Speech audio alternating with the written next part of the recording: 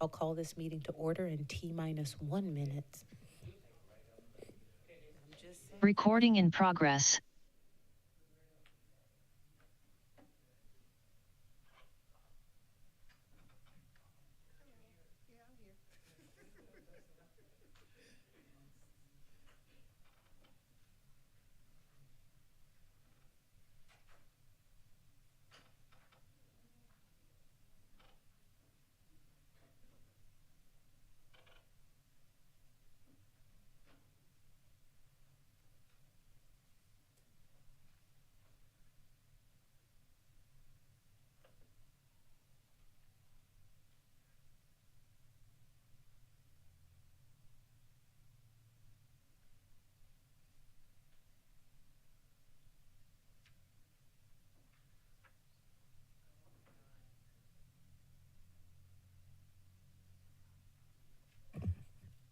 It's 5 o'clock, and I'll now call the Richland County Development and Services Committee meeting to order.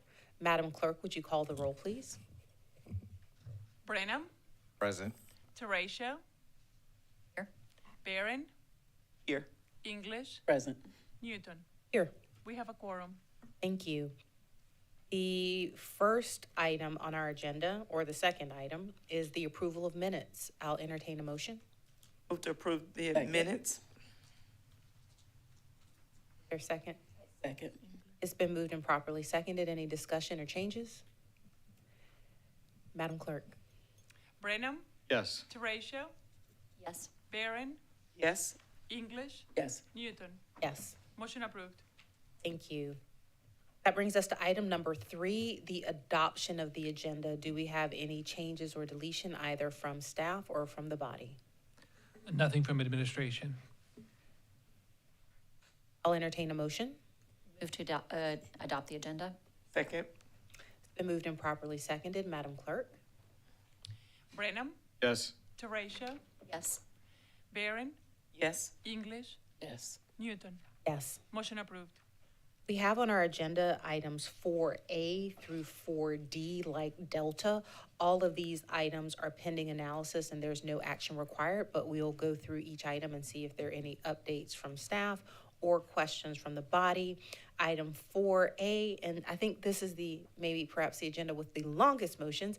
I move that County Council direct the county administrator to research and provide to council ways to secure title to subdivision roads that were developed but never had ownership transferred to the county, and to recommend changes to county ordinances and/or protocols to better assure that future development of subdivision roads includes conveyance of title to the county, unless there's an understanding between the developer and the county that the subdivision roads will intentionally remain privately owned and maintained. There is an update in your packet on pages 9 through 12. I know that I have a question for staff, but I'll see if there are any updates for staff or questions from the body.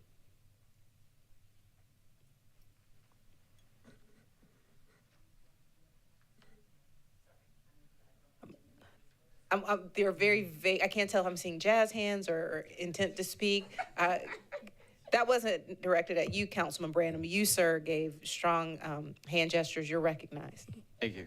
I would love any updates from the staff. I know we have an agenda briefing, but just kind of, I feel like it was Public Works who approached us initially with the issue. And I see, a reference in the agenda briefing that they will continue to work to obtain ownership of the roads owned by corporations that are contiguous with a publicly maintained road. But I guess I'm interested in knowing, are we at a point where, there's a discussion related to potentially seeking court intervention? I'm trying to think of a nice way to say this. Just reading body language, I'm going to recognize Synethia Williams, Director Synethia Williams. Good afternoon. So we met back in April, and then we had a recent meeting as well discussing different right-of-way issues and things we can and cannot do in right-of-way. But it is a Public Works Department project. The Public Works Department is taking the lead on trying to get all of the outstanding roads and sending the right-of-way agent that the county has to meet with the property owners. He was able to get some of those. The challenge that we have is that many of the LLCs, so you'll see on that list of roads, they'll be listed as a LLC or a corporation. Those entities are more than likely willing to turn those over to us with no problems. But the challenge we have is that it may not be contiguous to a public road. And so I think I gave an example where Devon Green Phase 1 is privately owned, and Phase 2 and 3 is owned by the Development Corporation. So we can't take Phase 2 and 3 without also getting Phase 1 at the same time. And that's been holding up the ability to get some of those private roads that are owned by those LLCs or corporations. And so the focus right now is to go after the ones that are owned by individuals. The dark green are the individuals that we've recently signed since that April meeting. We've gotten the right-of-way to turn those roads over. The lighter green are the ones that the right-of-way agent in Public Works is still trying to reach out to and get the signatures from those individuals. And if they cannot get those, then yes, they may look towards the possibility of condemnation. But So the dark green are the ones you have had success? in Correct. Obtaining the right of way? Yes. Okay, all right, because, yeah, the motion was about 10 or 11 months ago now, and definitely wanted to know if we had progress or if we were at a point where we needed to, kind of escalate some of the analysis and some of the approaches that we were taking. What's your sense of that? no, that was the last time we got together and we knew that we had some that were willing to sign with us, was that because we call them private owners, the individuals are the ones that are a little bit more challenging to get from because of various reasons, that those would be the ones that condemnation would be sought after first. Because if we can get those, then it's a lot easier to do the rest of the neighborhood. The corporations, the LLCs are more than likely willing to turn it over. And I can be corrected by the county attorney if I'm wrong, but I believe once we start that process, then we can move even faster. We're trying to get the ownership of the LLCs if the private property owner is the one that's causing the gap between the public road and the next road. Have a timetable for where you might potentially initiate condemnation then? I do not. I'd have to get with the Public Works Director to get that information. Okay, Mr. Wright, do you have any updates on that piece? No, not at this point. Until basically our office receives something requesting an attempt to do a condemnation, then, we don't have that information. That sounds like it would most likely come from Department of Public Works. Correct. Okay, Yes. all right, thank you. That's all. Thank you, Madam Chair. Thank you. So I have a few questions as well. And so question number one is, when I looked at this list again, there were some subdivisions that I expected to be on here, and I don't need to necessarily name names, but I can think of a very specific subdivision where phases 1 and 2 have been built for years and years, and they're still private roads. In fact, I had conversations with the developer 5 years ago just to say, is there any reason you're not giving these roads to the county? And so my question is, how was this list developed, and was it meant to exclude subdivisions like the one that I have in mind where it's been built forever and they're still private roads? So there were multiple lists. Okay. All right. So this list that's in front of you was the original list of abandoned roads from 2020 and 2013 that previous council agreed through their actions for staff in the Public Works Department to take in those roads and try to pursue those roads. There's also another list. There's a list with about 229 private subdivisions, which equals about 70 miles of roadway. The one you're thinking of may be on that list. Okay. We have to confer with the Public Works Department. The challenge they've had with that list is that they need to be in the Public Works Department, go through and find out which roads are truly abandoned and which roads are intended to actually remain private. And they just are working on that, but I don't have an update on where that status is. And so I guess part of my question, and that makes sense, so we're looking at the abandoned road list. but the motion doesn't actually say abandoned roads. It just says roads that weren't transferred to the county. And so I guess I would have to later ask the maker of the motion if that intent was only for roads that are quote unquote abandoned, or if it also included some of those others. So that was one of my questions. So I'll look at the other list. The second part of my question is that, so part one of the motion was to secure title to roads, and then part two of the motion was to recommend changes to ordinances and protocols. And so my question is, are there any developments on that front? Yes, so they being the Public Works Department, the update of the Land Development Code, Land Development Manual, in the last year or two, included processes and procedures in there to make sure the roads are inspected, that they go over the bonding process.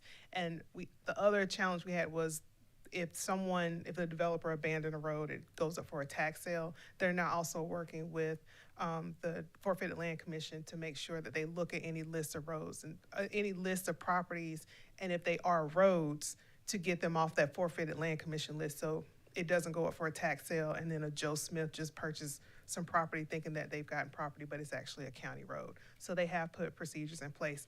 I did not include all of those procedures in this briefing, but it was on months ago in the previous one, but I can Okay. go back and give you all the information. Yeah, and it doesn't necessarily have to be in the packet. I guess I just wanted to check, because as I keep reading the briefing document, it's not there. So as a summary, you feel like the Land Development Code has addressed the policy and procedure piece. And then also I was under the impression, just in part dealing with abandoned roads, that related to bonding, that we had provisions that even if the developer went out of business, there would still be a provision where the road could be brought to county standard and then adopted into our system.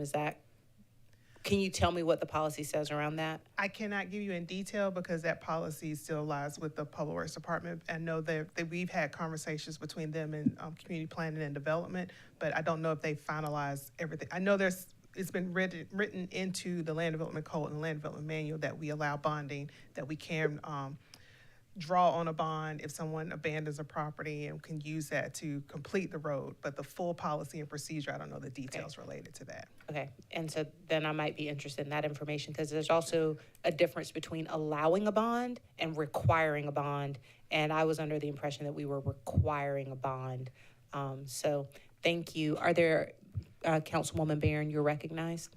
And so this is usually my kind of question, and that is, do we have a timeline for, and I'll probably ask this question for A, B, C, and D, but our timeline for coming to some type of resolve so that if there's any type of moving this from just information, no action, to if something that we need to act on, because I am always of the opinion, I want us to be thoughtful in our process and get the information and do all our due diligence, while at the same time recognizing, in a couple of months here, we'll take a brief recess, and then when we come back, we're full throttle and the year is ended.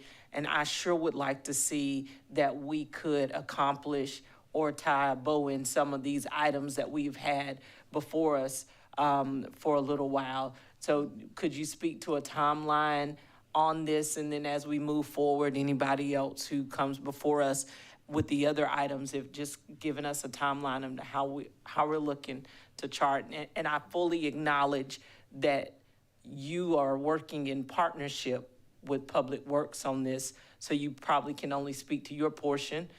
But, that would be a follow-up for ACA Jensen to, of course, get with Director Maloney to see where they stand, because that's a common piece here, and we just kind of chatted and said it would have been good for him to be here today for us to have that information as well.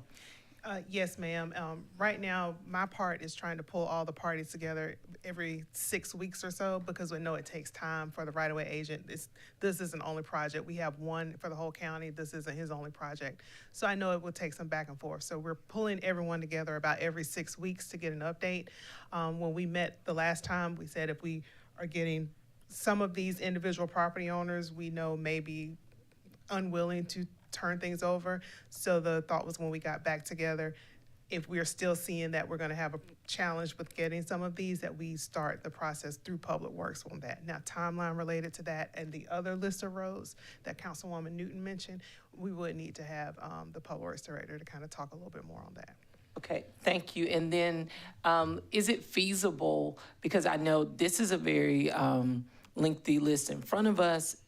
I would assume you said you gave a large number earlier.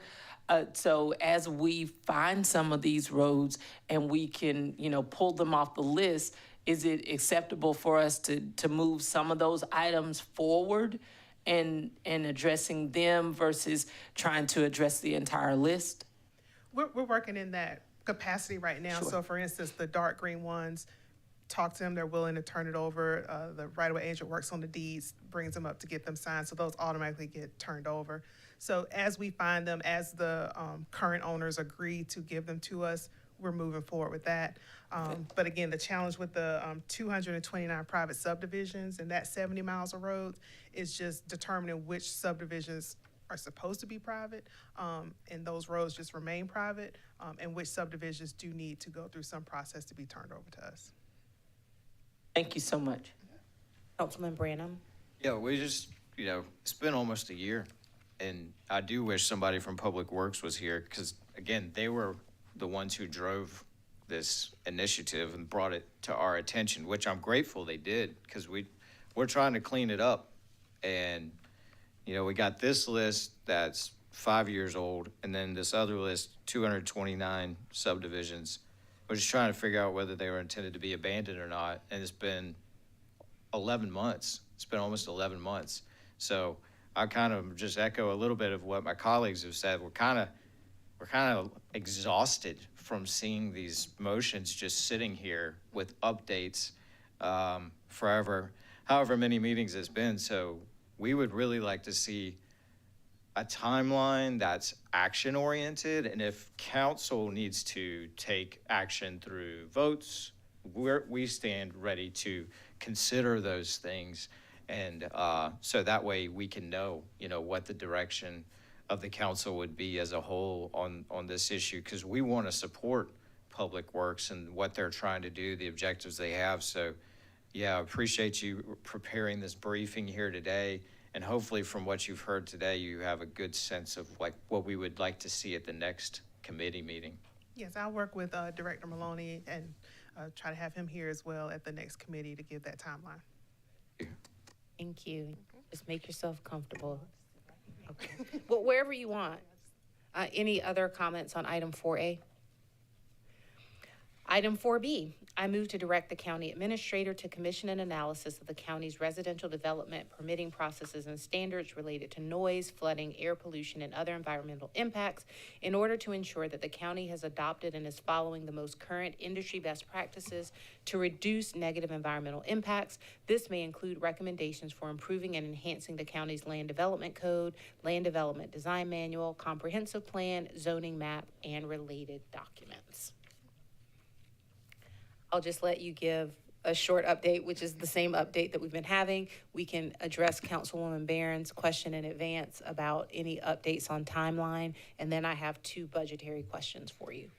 Okay, so the county did update their land development manual, as I mentioned in the previous update, which had increased standards related to stormwater, water quality. What's not included in the briefing is also a requirement for downstream analysis related to flood control. As part of the Stormwater Management Division's yearly annual report, they report on the impact of that program and how well it's working. So it may be beneficial to have them come in and talk about what they've seen, them in the new development division related to that. The county also has a national flood insurance program. However, we don't have a full-time floodplain manager at the time. The floodplain manager duties are being split between the county zoning administrator. He's taken on some of those duties, trying to do that as well as do the zoning work. And so it would be helpful if we did have a full-time floodplain manager who can make sure the county's flood insurance program is managed properly and address any kind of flooding issues associated with that. With the land development code that was recently updated last year, the comprehensive plan, usually you see a comp plan updated and then the code updated based off recommendations in the comp plan, but the county went ahead and updated the code because it was such a outdated code, it needed to be updated. The plan for the comprehensive plan to be completed is by the end of this calendar year. So with the update from the comprehensive plan at the end of this calendar year, we should have recommendations of things that we may be able to put into the code. And we're already seeing some of those recommendations come through from citizen input, citizen comment of things. We've discussed it in-house of things that we want to bring in front of the body once the comp plan is updated. Air quality, the county does not handle air quality. That's usually a Department of Environmental Services thing. There was a very older ordinance, Section 10.3 of the county code, that talked about open burning during large land development activities and making sure that the developers did not burn during ground level ozone season. I'm not sure if that is still being implemented anywhere, because that was an ordinance that was done probably about 2009 to 2010-ish. I wasn't at the county at that time. I don't know where it actually landed, but I do know that the county had that ordinance, and that could be something that can be revisited. And noise is regulated in different ways. You have it regulated through code enforcement. Right now, our building department does regulate noise generated by construction and demolition during certain hours. If they get a complaint, they will call the developer and ask them to only work during certain business hours to reduce noise. So some of the steps that were recommended was that, looking at what we've gotten since the updated land development manual, there may not have been as many new subdivisions, new commercial property permitted since we implemented those new standards. So we may still be seeing residual effects from older properties that are falling under the old code. But to see what new stuff has come in, that could be a report from the new development or stormwater management division of what's coming in, how that's being maintained and monitored, how successful that program has been. Proceed with hiring a full-time floodplain manager, getting that position filled. As I said, the timeline on the comp plan is at the end of this calendar year. And once we get those recommendations, and we already have ideas of recommendations we'd like to start bringing before the council after the first of the year, at the start of 2026. And then for a comprehensive look at all of the county's ordinances, that's another question. Like if you wanted a detailed study, look at every single ordinance we have and see how they can all be implemented, updated, that's not something that staff level may be able to handle. We might have to look at bringing in an outside consultant, and that's currently not budgeted. If we want to bring a consultant in to do a comprehensive look at all county ordinances, because environmental standards can fall in so many different places, not just community planning and development. So to look at all of the county ordinances and make recommendations, it would require a massive effort of a lot of different departments. Thank you. I know that I have a few questions. Councilwoman Barron, do you want to be recognized? Yes, please. So, Director Williams, and I shared this with you last week out in Blythewood, but I think it definitely lends to say it in this public forum, and that I appreciate you and your team, ACA Jensen, for going the extra mile to make sure that the residents of Richland County can have an opportunity to fully digest these documents and see them in live and living color, as well as engage with the staff in their own communities. I think that's really important, and just based on the feedback that I'm hearing is that it's helpful. It's been very helpful to have these conversations, even though the documents or the displays are not specific to that community. Having the opportunity to pick out your community in the midst of, other districts and all, I think is really helpful. And I appreciate having multiple opportunities for you, for the residents to have this discussion with you. And then my next question, you mentioned a full-time floodplain manager. Is this just a vacant position, or is this a position that we need to consider as a new position? I believe it's vacant. May need to just verify that it was never frozen. So the county at one point had a floodplain manager and a floodplain coordinator position. Those positions were, once they were vacated, the duties were shifted over. Also in that time, which leads to shake up too, is that that section was a part of community planning and development, and that section has recently been transferred back over to the Public Works Department. So it's just a lot of moving pieces related to that position. So because it's no longer in CP&D, I don't know if it's frozen, but I know those positions existed. And so I would, ACA Jensen, before you answer, if you would just also talk to, please answer if it's been vacant, how long it's been vacant. And I'll just get on a brief soapbox, and you know where I'm going with this.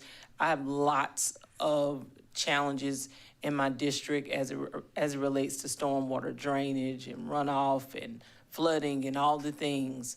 And at a high level, I believe that this person could probably be very helpful in addressing these issues.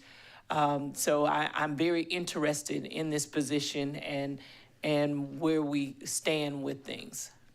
Thank you. And you're recognized, and I'll just add that was one of my very questions. I still have more, but that was the first one. Thank you. The position exists. It is not frozen. We have had difficulties filling it. It's a very specialized position. And so what we did was, in the interim, we moved the Deputy Zoning Administrator, Tommy DeLage, into the position, who's had experience doing it before. And so he is taking on those duties. We simply are just having struggles finding a person to fill the position.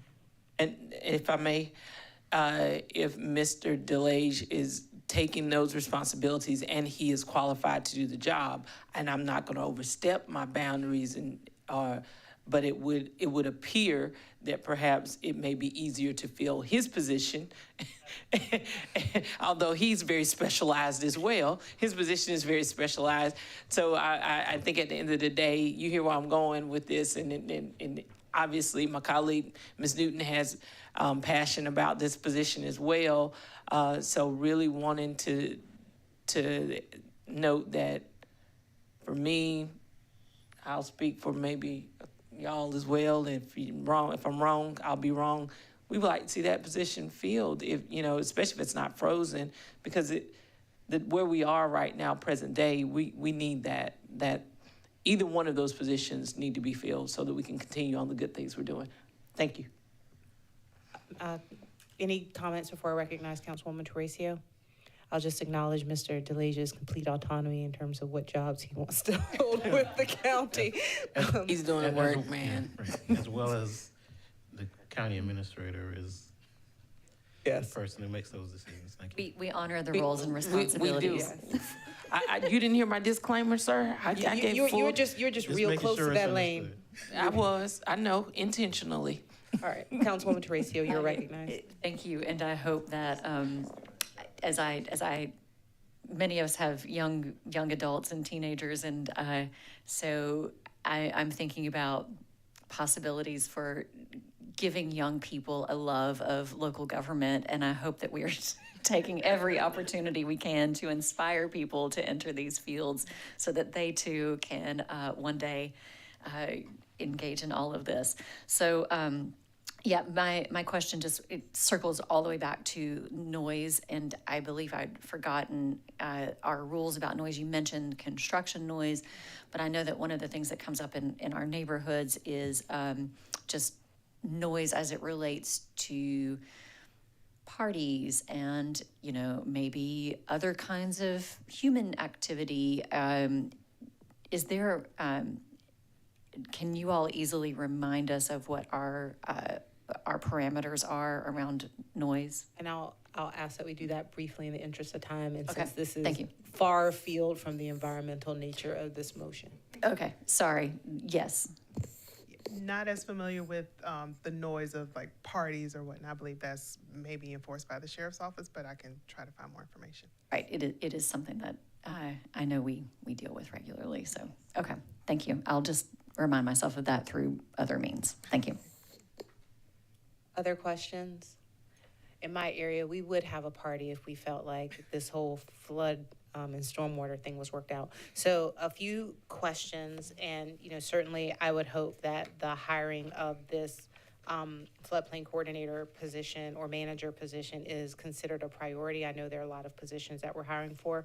One of the things that you mentioned was that there is an annual stormwater report that talked about the progress and successes we were having. Have we just released a report? Are we about to release a report? And is that something that can be shared with council? So I'm gonna tell you, I know just enough to be dangerous since I was the county's former stormwater manager, but they do have to turn in a yearly report to the Department of Environmental Services. Okay. I believe that report goes in around late summer, early fall. I can't remember the exact date because of a few years removed. And that is a public report, and yes, it can be made available if council member wants to review it. That would be great. And then from a timing perspective, understanding our timeline for the comprehensive plan and that a lot of these things go together, it sounds like you would be suggesting that the end of the year would be a good point where we would have made significant progress on the areas that are under our purview that we can move forward. Is that a fair statement? For the things related to planning and zoning, because all of the environmental stuff doesn't fall in, but they're close cousins is a good way to say it. But there are things such as looking at the current water quality overlay district that we have that's not very detailed at the moment. You know, we have ideas and recommendations we may want to bring in front of council related to that, which would have a more of environmental impact. Again, looking at open space, tree requirements, those type of requirements, the things that we've talked about internally is things we've heard from the public. And so once we complete the comprehensive plan, then we can focus on bringing those kind of initiatives back in front of council for consideration. Okay. Council, I'm going to recognize Councilwoman Newton just to finish that, that word that I was saying. Yes, ma'am. Mr. Jensen, you're recognized. Thank you, Madam Chair. Also for the committee's general knowledge, the Conservation Commission is also meeting and discussing this particular topic because there is a lot of overlap between functions and stewardship. And the Conservation Commission met on Monday, and one of the things that they talked about is they are going to give a recommendation to council on specific environmental and conservation related policies that they think should be part of the comprehensive plan. So this is the first year that we will have that as an element within the comp plan because it's a new criteria required by the state legislature. Yes, so you will be seeing a lot of new information in a few months. Thank you. And so I guess I'll just state a concern and then a question. So one of the concerns that I have, and I'll do my best to word it, is I believe that our staff goes out and we make the very best recommendations using the very best policies that we have available at the time. One of my concerns is that, let's say you have a community, let's take Hunting Creek in my area. Well, 20 years ago, Hunting Creek was kind of by itself and it was surrounded by woods. And so whatever recommendations we made for retention ponds and storms and drainage were in an environment that was surrounded by trees. But as that area develops, you know, all of the developments are supposed to be net neutral. And so my concern sometimes is even if that new development is maybe okay, you know, you have an older subdivision that is abiding by, let's hypothetically say 1985 standards, but now they're getting more rain and more runoff than could have ever been anticipated because the things haven't changed. And so I guess as we look at the growth that we are having and we know that we're going to continue to grow, part of the reason that I originally wrote this motion is I want to make sure that we continue to be at a minimum net neutral, but there are just a lot of places where the whole landscape has changed. And I've seen places where, you know, ditches are getting filled that never got filled before because there used to be trees that would block it. And so we're really just trying to stop those. For some reason, the only word that's coming to me is concomitant, but I'm sure there's a better word. Some of those other impacts that we have. So that is part of it. And then one thing that I think would be helpful for me, and maybe not right now as part of this meeting, but I would totally respect how everything has changed in terms of structure.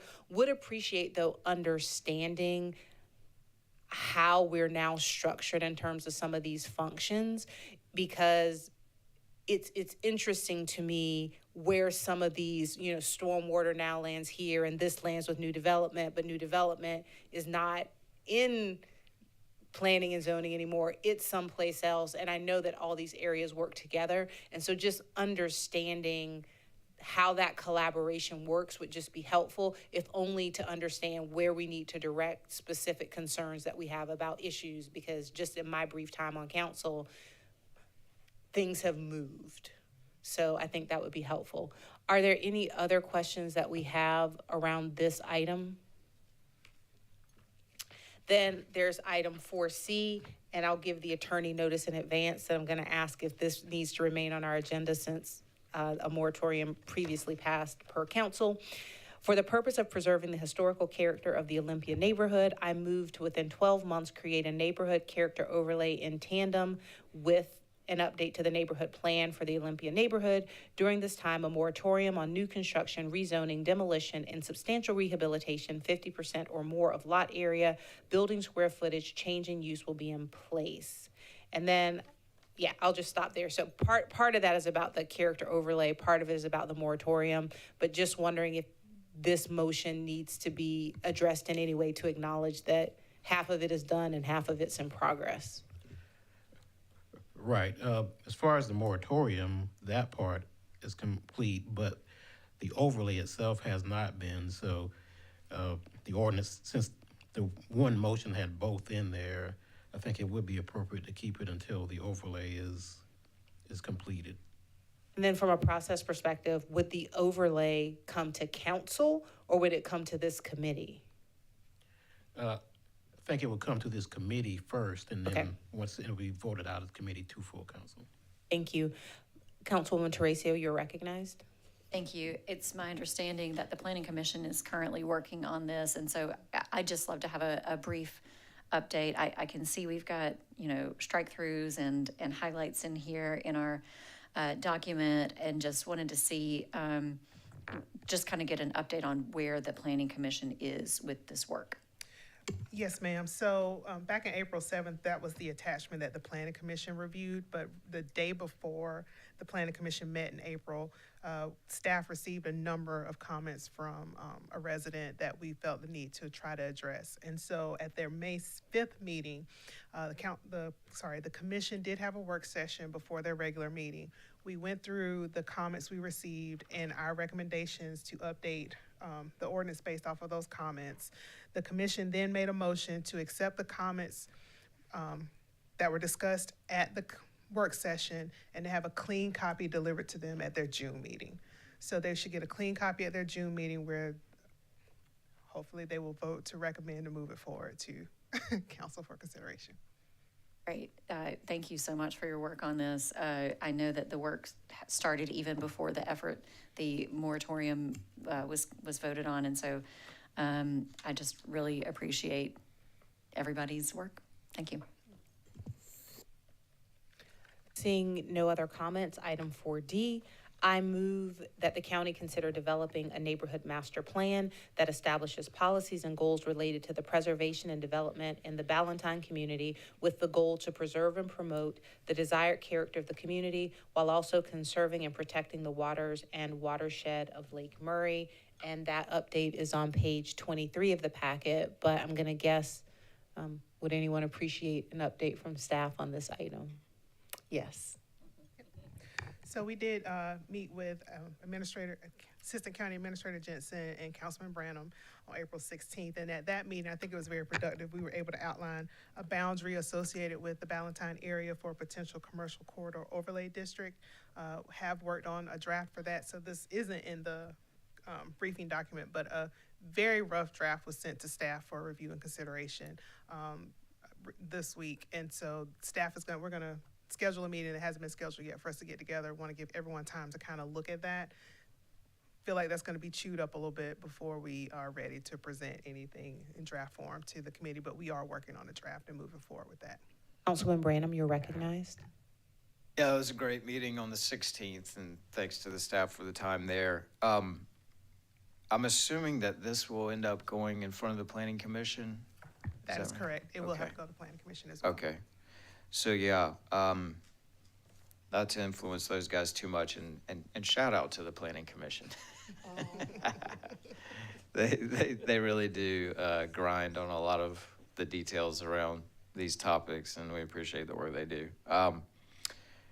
But I did float some of the concepts and the directions that I discussed with staff to the Ballantyne Community Association at a community meeting after our April 16th meeting, and really found that a lot of the leadership there and the residents that attended and heard some of the directions that I proposed were very much in favor of it. And so, I feel good that we're on the right track and that we're heading towards something that the community is going to just really embrace, and something that's also going to help those that are interested in developing or redeveloping properties along that commercial corridor.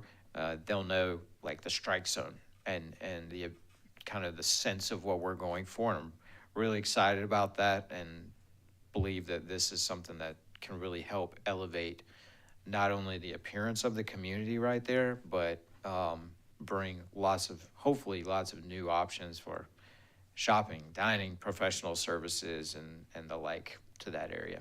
So thank you. Thank you. That's good to hear.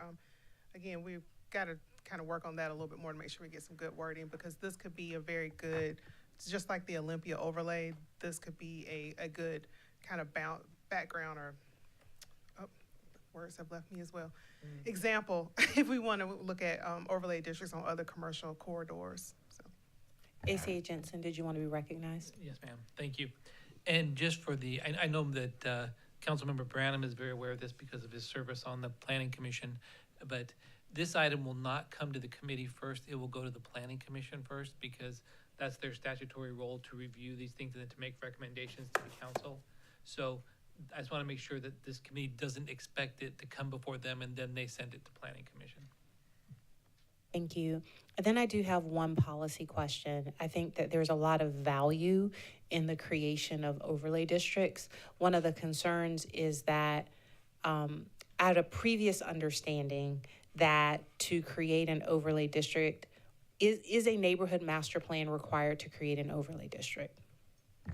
Currently, as it's written, yes. And that is one of the reasons why we want to look at, as we finalize the comprehensive plan, and one of the recommendations is to look at areas where we could do other overlay districts, is to then identify more of these priority investment areas that we've had before. Are they still relevant? Do we need to create new ones so that we can create those plans? Or look at, is there another way to update our ordinance that says we might be able to designate an area for a potential overlay without a neighborhood master plan? We have to look at all of that. And that's really my question, and more to the point, if a motion to explore that question is needed. I am not a planner. I don't play one on TV. But sometimes, a neighborhood master plan is a really specific thing for a really specific purpose. And just as a person who can read and think, it doesn't always seem like it should be a requirement for every neighborhood overlay.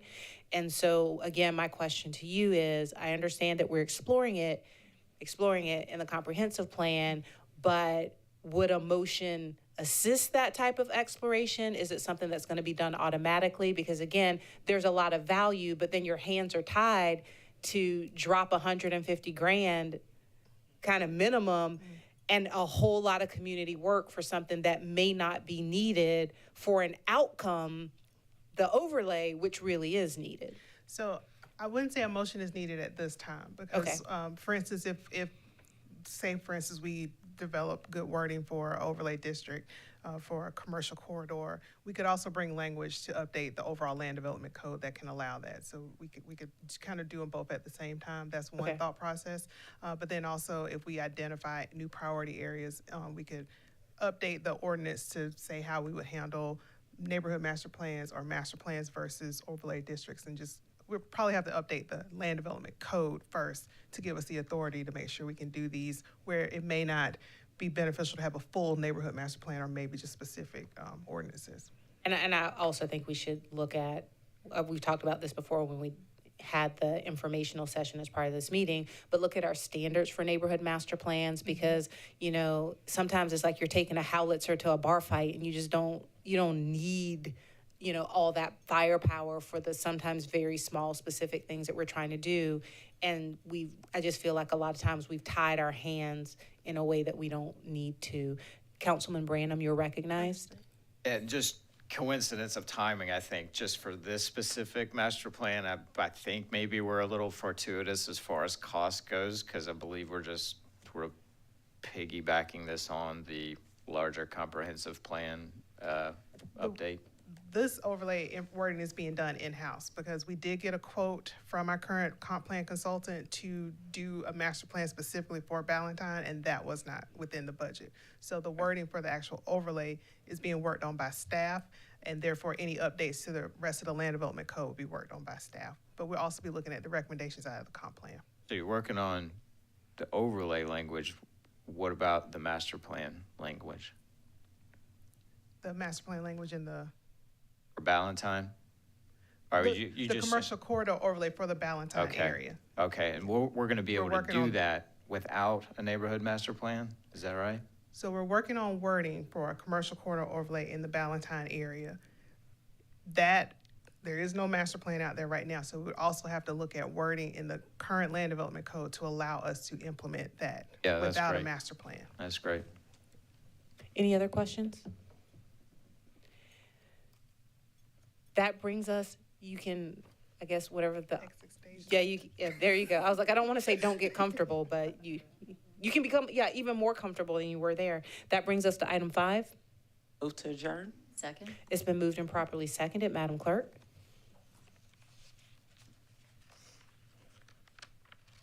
Brenham, Yes. Teratio, Yes. Barron, Yes. English, Yes. Newton. Yes. Motion approved. Meeting